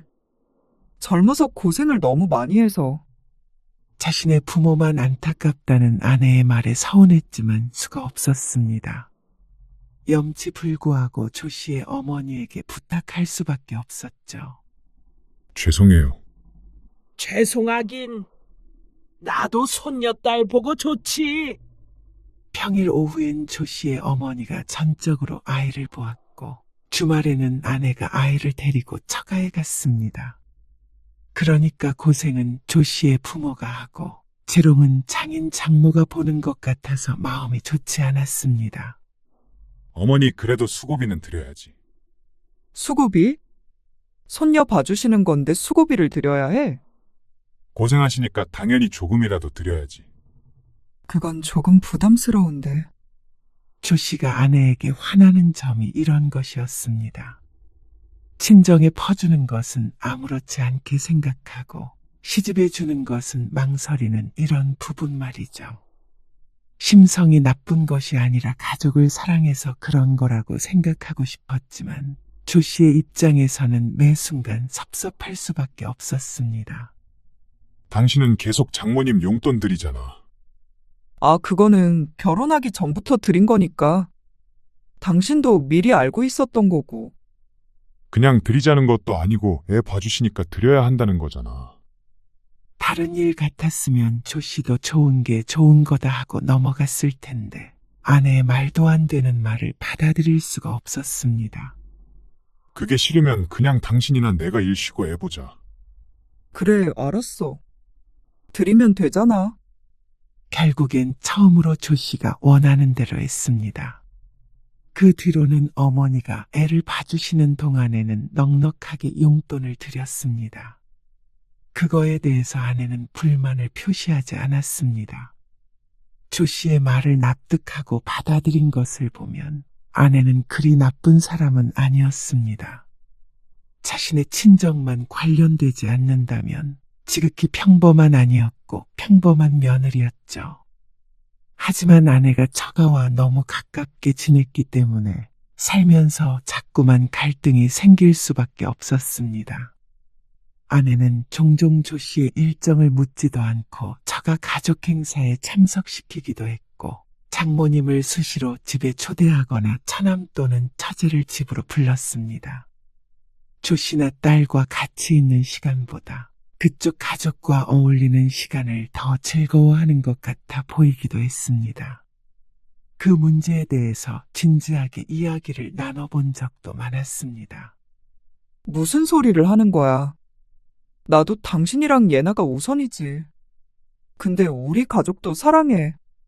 큰딸이라 내가 책임감을 더 느끼는 게 있는 것 같기도 한데, 당신도 당신 가족 챙겨. 결혼했다고 내가 친정이랑 남이 되는 건 아니잖아. 당신도 우리 가족들이랑 더 가까이 지내면 되잖아. 어차피 한 가족이니까. 하지만 정작 조 씨의 부모 형제를 챙길 일이 있을 때는 아내는 한 가족이라는 생각을 안 하는 것 같았습니다. 아내가 조 씨의 부모를 친부모처럼 여기길 바란 것은 아니었지만 사람인 이상 자꾸만 불만이 생겼죠. 긴 세월 동안 아내의 태도는 변하지 않았습니다. 많은 일들이 있었고 조 씨는 체념했습니다. 스스로를 설득해가면서 20년 넘게 살았죠. 아내는 10년 전에 일을 그만두고 전업주부가 되었고 처가에 주던 용돈은 그때 끊었습니다. 그러다가 장인어른이 세상을 떠났습니다. 사업체를 운영했지만 늘 부진했고 어찌저찌 이끌어오고 계셨던 것 같았는데 돌아가시고 보니 더는 운영이 힘들 정도의 상황이었습니다. 그런데 그걸 처남이 이어받겠다고 나섰습니다. 빚도 있다면서 재고는 다 어떻게 한다는데? 인복이가 그래도 왔다 갔다 하면서 아빠 일 많이 도왔잖아. 잘 해볼 수 있대. 일단 급한 것부터 해결하면. 조 씨는 아내의 말에 걱정이 앞섰습니다. 처남은 40대 중반이 넘어갈 때까지 사실상 반백수처럼 살았습니다. 물려받을 것이었으면 진작에 일을 배웠어야 했는데 힘든 일 하기 싫다며 도망다녔죠. 그런데 그런 처남이 어떻게 갑자기 장인어른의 사업을 물려받을 수 있을지 의문이었습니다. 그리고 그 사업이라는 것도 당장 망해도 이상하지 않을 상황이었는데 말이죠. 조 씨의 우려처럼 처남은 잘 해내지 못했습니다. 장모님이 주택담보대출까지 받아가며 도왔지만 경기도 나빠지는 바람에 거래처가 줄고 매출이 떨어졌습니다. 늘어나는 건 수입이 아니라 빚뿐이었죠. 결국 한계에 부딪혔습니다. 그리고 적자를 메운 건 아내였습니다. 여보 미안한데 이번 달만 좀 도와주자. 애초에 큰 규모의 회사가 아니었습니다. 직원도 얼마 없었는데 그런데도 직원들 월급을 주고 나면 남는 게 하나도 없었습니다. 그러다 보니까 자꾸만 그쪽으로 돈이 샜습니다.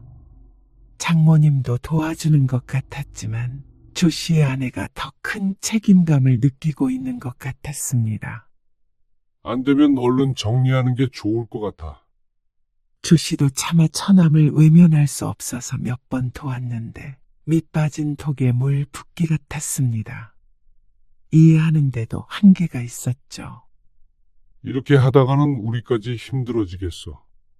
아직 공부 중인 딸도 있었고 이제는 노후를 생각해야 할 나이였습니다. 그런데 아내는 뭐에 쓰인 사람 같았습니다. 미안해, 여보. 근데 고비만 넘기면 잘 해볼 수 있다잖아. 인복이 저렇게 무너지면 우리 엄마는 어떡해? 하나 있는 아들이잖아.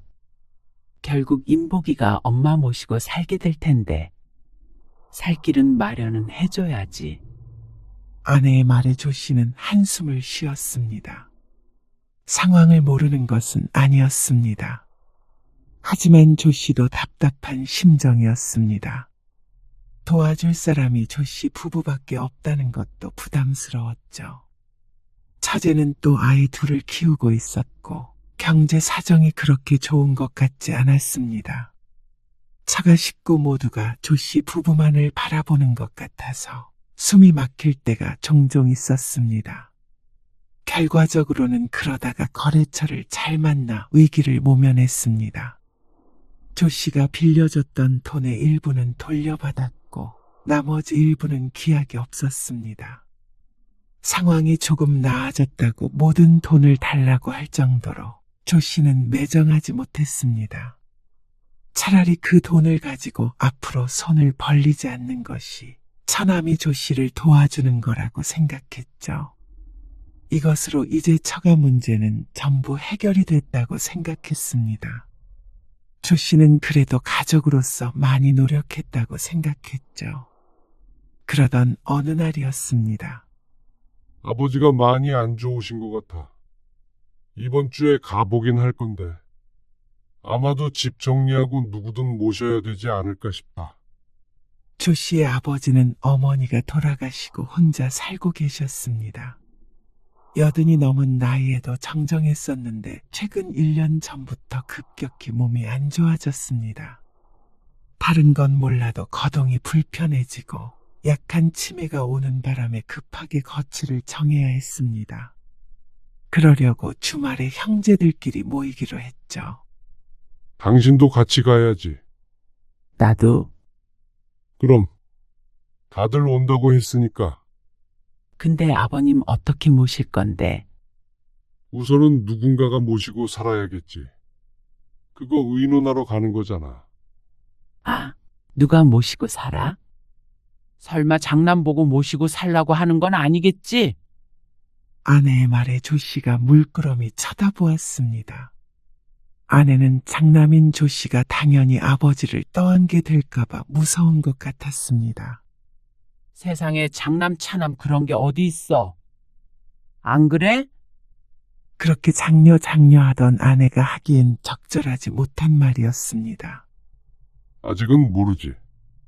집에서 모실 수도 있고 최악의 경우엔 요양원에 모실 수도 있겠지. 다들 한창 일을 하고 있기에 집에 모신다고 해도 종일 붙어 있을 수 있는 사람은 없었습니다. 누군가의 희생이 불가피했죠. 그렇기에 요양원도 고려하고 있었는데 아내가 요양원이라는 말에 눈을 빛내는 것 같았습니다. 요양원도 요즘에 좋긴 하다던데. 일단 의논을 해봐야 해. 아버지 상태도 보고.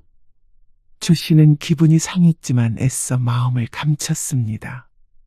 아직 뭐가 결정된 것은 하나도 없었으니 말이죠. 그리고 주말에 조 씨 부부는 아버지의 집으로 향했습니다. 그리고 다른 형제들도 도착했습니다. 일단 요양원은 너무 이른 것 같아. 아버지 상태도 그렇게 나쁘지 않은 것 같고. 그건 조 씨의 생각과 같았습니다. 일단 형제들끼리 돌아가면서 모시는 게 어때? 한 사람만 하는 것도 좀 부당한 것 같기도 하고. 아버지 언제 돌아가실지 모르니까. 그래. 그렇게 하는 게 좋겠다. 그러다가 정 안 되겠으면 다시 의논해보자. 간병인을 구하는 방법도 있고. 그러자 다들 고개를 끄덕였는데 단 한 사람. 조 씨의 아내만 표정이 어두웠습니다. 결론이 났다고 생각하고 있는데 아내가 불쑥 말을 꺼냈습니다. 근데 자꾸만 환경이 바뀌는 것도 아버님한테 별로 안 좋을 것 같은데.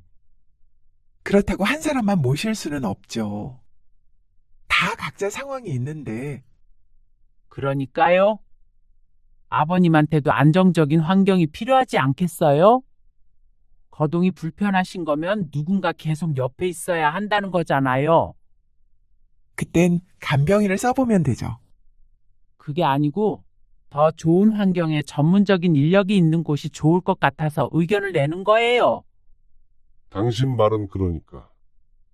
요양원에 모시자고요? 당장이요? 왜 그렇게 놀라세요? 요즘 요양원 얼마나 잘 돼 있는데요? 좋은 곳은 돈도 많이 드는데 그래도 형제들끼리 조금씩 모으면 되니까. 아내는 꼭 시아버지를 위해 희생을 하겠다는 듯이 말했습니다. 하지만 어쩐지 조 씨의 기분엔 그게 아닌 것 같았습니다. 일단 우리 집에 먼저 모시고 오고 나서 그때 생각해보자. 그게 아버님한테는 더 안 좋을 것 같다니까? 그리고 우리 집에 낮에 누가 있다고 그래? 나밖에 없잖아. 아버지 계속 부축해야 되고 그런 건 아니니까. 그럼 간병인이 있긴 있어야겠네. 조 씨의 여동생이 그렇게 거들었지만 아내는 그래도 고개를 가로저었습니다. 간병인이 있어도요? 거동 불편하고 치매 걸린 분 모시는 게 보통 일은 아니죠. 다들 겪어보질 않았으니까 하시는 말 같아요. 여보, 결국 돌아가면서 모시자는 말은 흐지부지 됐습니다. 아내가 반대했기 때문이었습니다. 집으로 돌아오는 길에 조 씨는 아내를 설득했습니다. 당신한테 수발 들라고 하네. 돈 모아서 간병인 쓰면 되잖아. 어차피 간병인 쓰는데 돈 들어가는데 그 돈이면 아버님도 편하고 자식들도 편한 방법이 있잖아. 그러나 당신은 장모님이었으면 모셔보지도 않고 요양원 보낼 거야. 그러자 아내가 입을 다물었습니다. 거 봐. 나도 내 부모 생각하는 건 똑같아. 우리 엄마 얘기가 왜 나와? 그리고 누군 뭐 아버님 생각 안 해서 그런 소리 해? 아내는 도리어 서운하다는 듯이 말했습니다. 당신이 괜히 고집 부리고 있는 거야. 날 나쁜 며느리로 몰아세우지 마.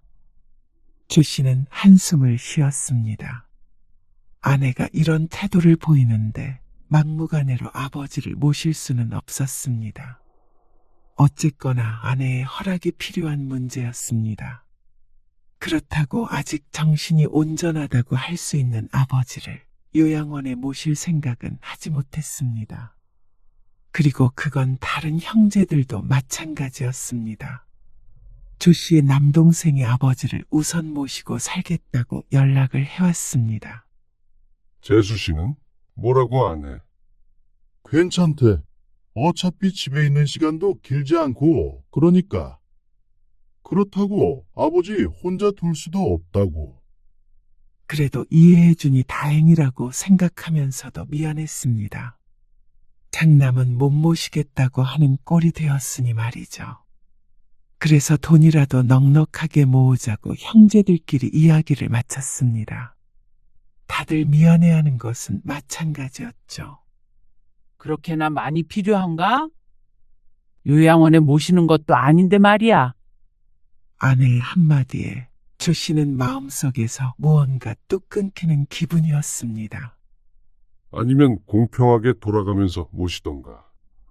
뭐? 이미 결정된 거 아니야? 그러면 다른 말 하지 마라. 아니, 부부끼리 그런 말도 못해? 우리 돈으로 주는 건데 내가 일 안 한다고 그러는 거야, 당신? 그게 아니잖아. 나는 처남 사업 안 될 때도 도와줬는데 우리 아버지 병수발 드는 비용도 아끼자고 하는 건 너무한 거 아니야? 아니, 누가 주지 말자고 그랬어? 그냥 조금 과한 게 아닌지 물어본 것 뿐이잖아. 그냥 대답만 하면 되지 왜 화를 내? 왜 날 나쁜 사람을 만들어?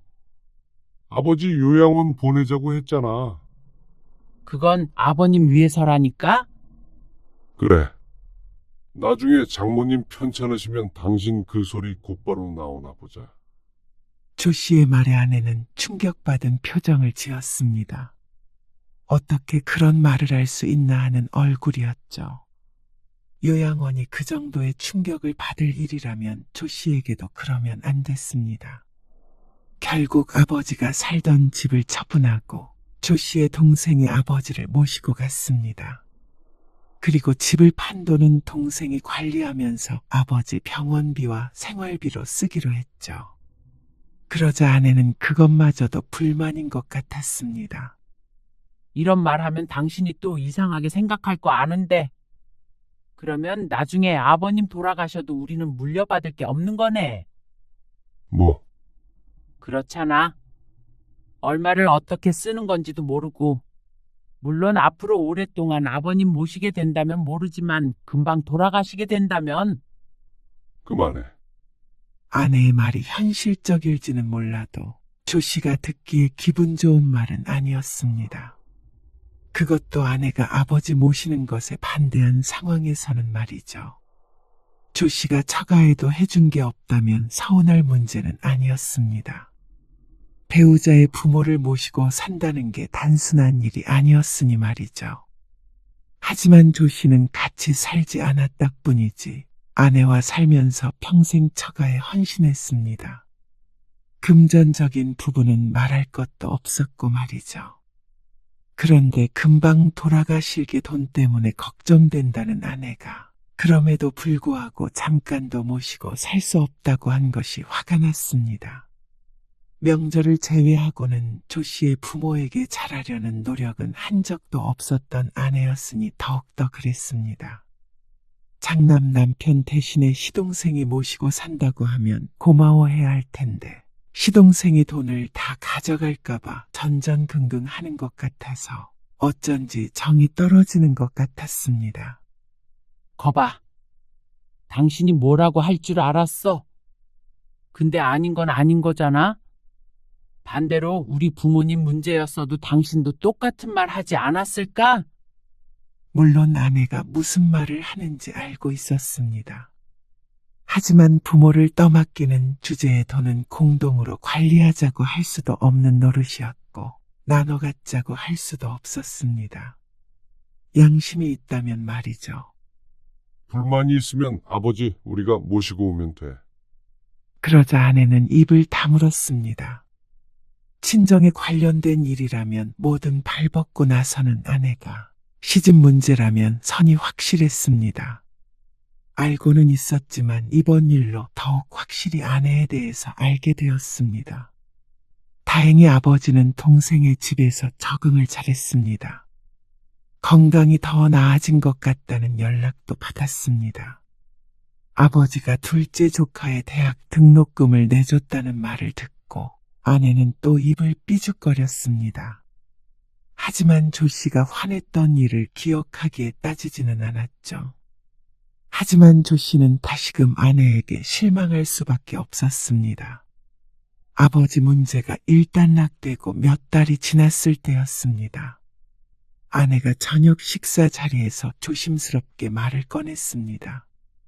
여보, 부탁할 게 있는데. 조 씨는 젓가락을 내려놓았습니다. 아내가 부탁할 게 있다고 말할 때는 대부분 처가와 관련된 일이었습니다. 뭔데? 엄마 있잖아. 생활비가 부족한 것 같아. 이번 달만 150만 원만 도와주면 안 될까? 자잘한 돈은 알아서 썼지만 큰 돈이 나간다면 서로 알 수밖에 없었습니다.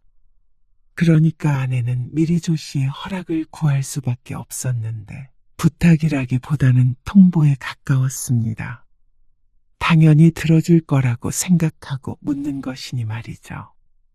150만 원? 조 씨는 귀를 의심했습니다. 그동안 처가에 크고 작게 도움을 주곤 했지만 생활비를 대놓고 요구한 건 처음이었습니다. 처남 사업이 어려워서 돕는 것과는 또 다른 문제였습니다. 이달에 없는 생활비가 다음 달에도 있을 리가 없었습니다. 다음 달에는 어떻게 하고? 인복이가 있잖아. 처남이? 인복이가 엄마 모시고 살겠대. 그런데 왜 이달에는 생활비가 없다는 것인지 이해가 가지 않았습니다. 인복이 사업이 어려워서 이래저래 엄마가 도와줬었잖아. 그것 때문이지. 아내의 변명에도 납득은 되지 않았습니다. 다음 달에 처남이 장모님 모시고 산다고? 그렇다고 하는 것 같아. 인복이 사업도 이제 자리 잡은 것 같고. 마지막이라는 아내. 그래서 조 씨는 장모님에게 생활비를 입금했습니다. 당장에 지낼 돈이 없다는데 알아서 살라고 할 수가 없었습니다. 마음 약한 조 씨가 또 제 무덤을 판 격이었습니다. 그 뒤로 아내는 생활비 얘기는 꺼내지 않았습니다. 하지만 처남이 장모님을 모시고 갔다는 이야기도 듣지 못했습니다. 장모님은 여전히 혼자 생활했고 아내는 그런 장모님 댁에 늘 드나들었습니다. 주말에 아버지 잠깐 모시고 올 생각이야. 주말에? 영섭이네도 좀 쉬어야지. 그래. 나는 엄마 집에 다녀올게. 자고 올게. 빈말로라도 아버지를 뵙겠다는 말은 하지 않는 아내. 그런 아내에게 이제는 바랄 게 없었습니다. 그래. 그렇게 해. 내 부모 돌봄을 누구한테 맡길까요? 스스로 해야 하는 것이지. 애초에 아내에게 시킬 생각도 없었습니다. 주말에 아버지 모시고 둘이서 외식이나 해야겠다 싶었습니다. 멀리는 못 가더라도 말이죠. 아내는 금요일 저녁에 처가에 가서 일요일 저녁에 돌아왔습니다. 아버지를 동생네 모시고 드리고 나니까 집에 와 있었죠. 그런데 친정에서 푹 쉬고 왔으면 기분이 좋아야 하는데 어쩐지 얼굴이 어두웠습니다. 여보, 이번에 인복이네도 왔거든. 또 모임했어? 형제들끼리 장모님 댁에 자주 모이는 걸 알고 있길래 대수롭지 않게 물었습니다. 그런데 미리 약속된 일은 아니었던 듯 했습니다. 그게 아니고 지금 인복이네가 좀 힘든가 봐. 뭐가? 사업 잘 되고 있는 거 아니었어? 그러자 아내가 심각한 어투로 말했습니다. 거래처가 갑자기 여러 군데가 끊겼는데 그것 때문에 지금 정신이 없는 것 같아. 어쩌냐? 하지만 처남이 조 씨의 회사 일을 도울 수 없듯이 조 씨도 처남이 하는 일에 도움을 줄 수 있는 부분이 없었습니다. 그런데 아내의 생각은 달랐던 모양이었습니다. 빚을 당장 좀 갚아야 한다는데. 빚? 조 씨는 사업은 잘 몰랐습니다. 빚이 어떻게 해서 생겨난지도 잘 몰랐죠. 하지만 중요한 건 그 빚을 잠시 조 씨가 갚아달라는 말을 듣고는 놀랄 수밖에 없었습니다. 빚을 갚아달라니? 완전히 갚아달라는 건 아니고 그러면 그게 무슨 말인데? 일단 급한 불을 꺼주자는 거지. 이자 갚기도 힘들다는데. 아니, 처남이 무슨 애야? 회사에 문제 있을 때마다 우리가 그 돈을 막아야 해. 알아서 해야지. 그 정도도 못 갚는데 어떻게 사업을 해? 그리고 얼만지는 몰라도 우리가 큰 돈 나올 때가 있어. 당신 퇴직금을 좀 못 당겼으나? 아니면 주택담보대출이라도 일만 잘 마무리되면 금방 갚을 수 있대. 그 말을 어떻게 믿어? 제발 여보, 좀 내버려둬. 알아서 하게. 어떻게 알아서 하게도? 가족끼리 도울 수 있는 건 도와야지. 대출까지 받아가면서 빚 갚아달라는 게 정상이야. 아예 달라는 거 아니라니까? 갚을 거야. 지난번에 줬던 돈은? 그거는 당신이 돌려주지 말라고 했잖아. 돌려줄 생각도 없었잖아. 조 씨도 열이 받아서 말을 받아쳤습니다. 조 씨가 계속 아내가 하는 대로 하니까 생각이 없는 줄 아는 모양이었습니다. 제발 좀 그만 퍼줘. 우리는 안 살 거야. 예나는 결혼 안 시킬 거야. 어떻게 우리가 장모님이랑 처남이랑 처제까지 챙기면서 살아. 20년이 넘는 세월이었습니다. 그 정도 했으면 장녀 노릇은 충분히 하지 않았나 싶었습니다. 당신 어떻게 그렇게 말해? 내 가족이기도 하지만 나랑 결혼했으면 당신 가족이기도 하잖아? 그 말에 조 씨는 실수할 수밖에 없었습니다. 어떻게 사람이 이렇게 자기 생각밖에 안 하는지 몰랐습니다. 이건 조 씨에게 서운해할 것이 아니었습니다. 그럴 거라면 지난날에 조 씨의 아버지 문제로 반대하질 말았어야 했습니다. 정말로 가족이라고 생각했다면 말이죠. 그러면 나만 처남이랑 가족이고 당신은 우리 식구들이랑 남이야? 그게 도대체 무슨 논리야? 아버지 간병비 내는 것도 아까워하던 당신이 지금 처남 사업 자금을 대출받아서 달라고 해? 말로 하니까 더 이상하게 들렸습니다. 비정상적이었습니다. 아마 둘의 입장이 반대였다면 아내는 노발대발했을 것이었습니다. 우리가 처가에 보낸 돈이 그동안 얼만 줄이나 알아? 그건 사업을 접고 취직을 하든지 아니면 파산 신청을 하든지 근본적으로 해결책을 찾아야지 계속 우리한테 손을 벌리면 어쩌자는 거야. 아내의 얼굴이 붉어졌습니다. 대출은 절대 못 받아. 그러자 아내가 잠시 말이 없었습니다. 그러더니 입을 열었죠. 그러면 일단 매달 나가는 이자만이라도 좀 도와주자. 몇 달 안에 숨통 트인다고 하니까 그러면 내 월급으로 1,000원 빚 갚자는 말이야. 여보, 이제 알겠다. 당신은 그냥 장녀 노릇하고 살아. 내 아내. 얘나 엄마. 못할 것 같다. 그게 무슨 말이야? 당신은 당신 친정으로 돌아가라고. 집을 나가라는 말이야? 이대로는 못 살 것 같다. 여보, 어려운 상황에서 조금 도와달라는 게 지금 이혼까지 할 문제야? 이혼해서. 재산 분할해서. 당신 재산으로 도와. 나는 이제 내 살 길 찾아야겠어. 이러다가는 우리 집도 거덜나고 얘나 결혼도 못 시키고 더 늙어서 생활비 없어서 자식에게 손 벌리게 생겼다. 그거 지금 우리 엄마 얘기한 거야? 비꼬는 거야? 당장에 이혼하자는 말에도 친정엄마를 모욕했다는 생각에 부들부들 떠는 아내가 참 이상했습니다. 이럴 거면 뭐하러 결혼한 것인지 몰랐습니다. 그렇게 부모가 걱정되고 형제들이 애틋하면 말이죠. 당신 친정 식구 뒤치다거리 해줄 바보 한 명이 필요했던 거지. 싫은 소리 못하고 돈만 갖다 바칠 머저리 말이야. 왜 말을 그렇게 해? 조 씨는 마음을 먹었습니다. 아니면 당신이 처남 대신 장모님 모셔도 좋겠지. 예전에 그랬잖아. 더 나이 들면 당신이 같이 산다고. 그게 모두가 행복해지는 길일 듯 했습니다. 아내도 장모님도 그리고 조 씨도 말이죠. 그러자 아내는 고개를 저었습니다. 이깟 일로 난 이혼할 생각 없어. 이깟 일? 아내에게는 별것 아닌 일이었던 모양이었습니다. 별거 아닌 일인지 아닌지는 법원에서 말해주겠지. 여보, 당신도 아버님 간병비 주잖아. 아버님 재산도 처분해서 다 동생 줬잖아. 나는 그때 뭐 화도 안 났는 줄 알아?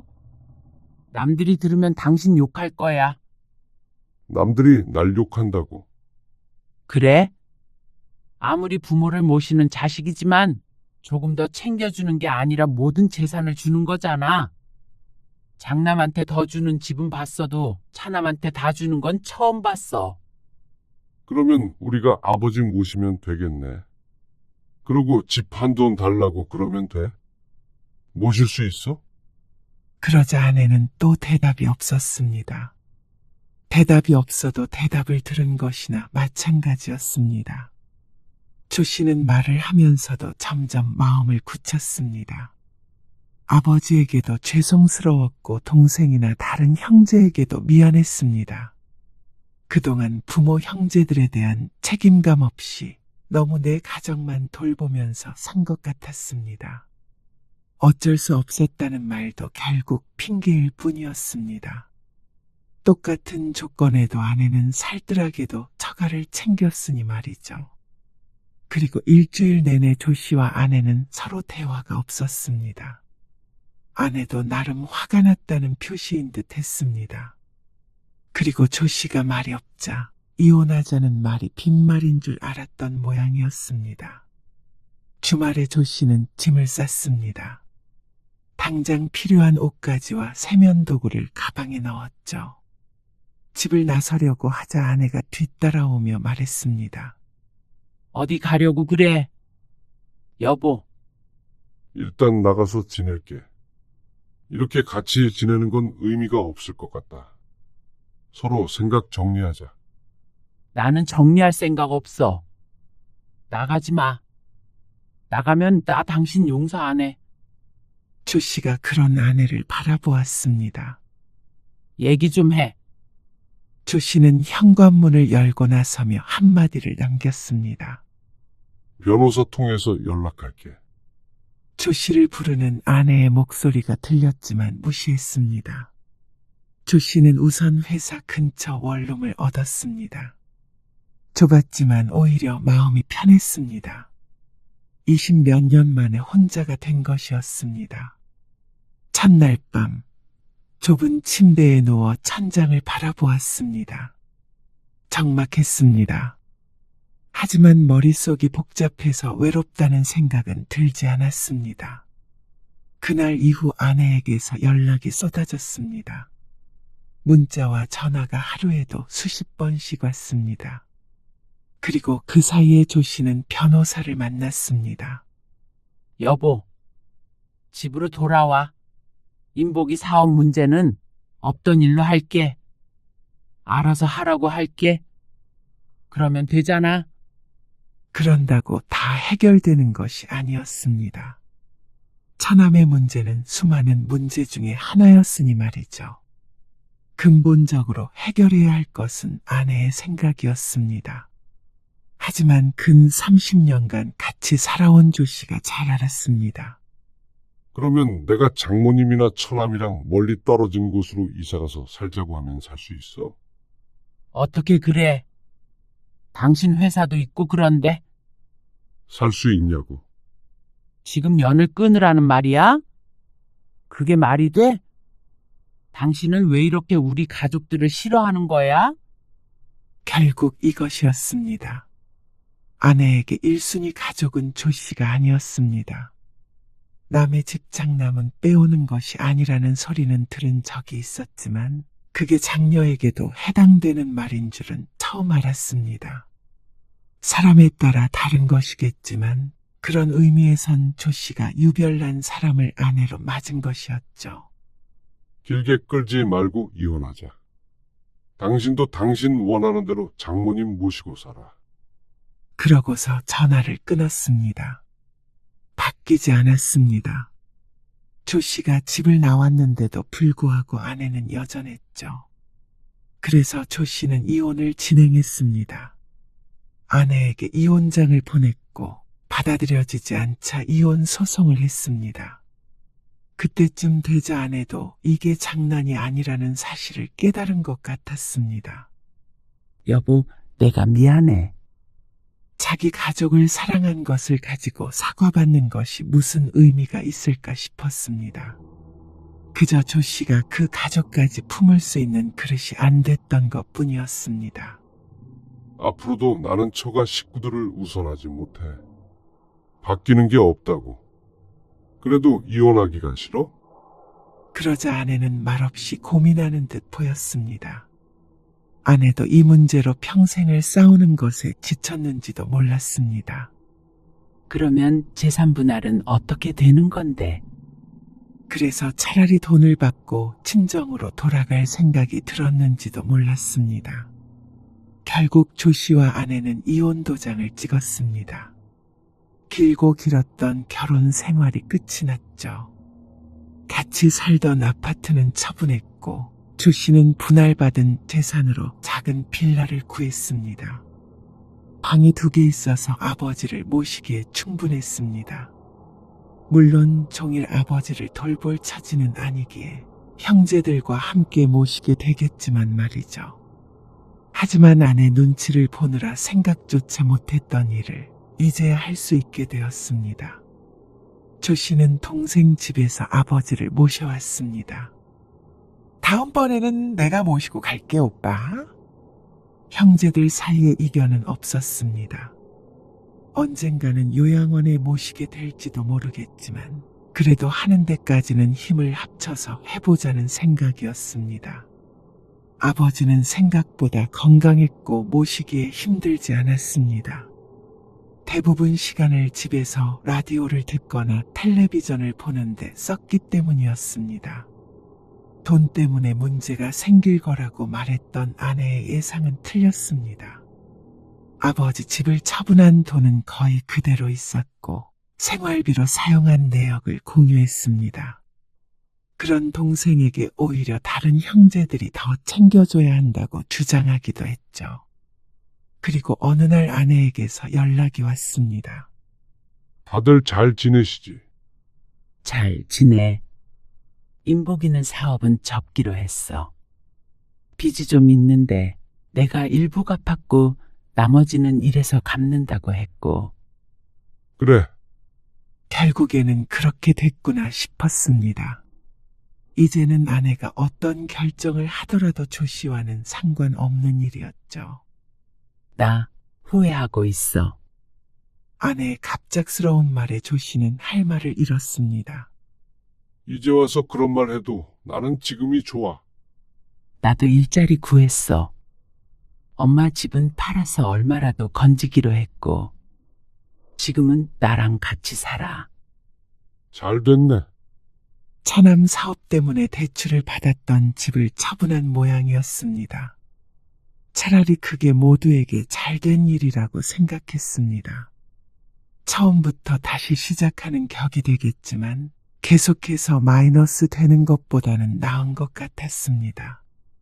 아내가 자신의 선택에 후회한다는 것인지 아니면 조 씨에게 했던 일들에 후회한다는 것인지는 몰랐습니다. 그리고 굳이 무슨 뜻인지 묻지도 않았습니다. 아내도 설명하려 하지 않았고 말이죠.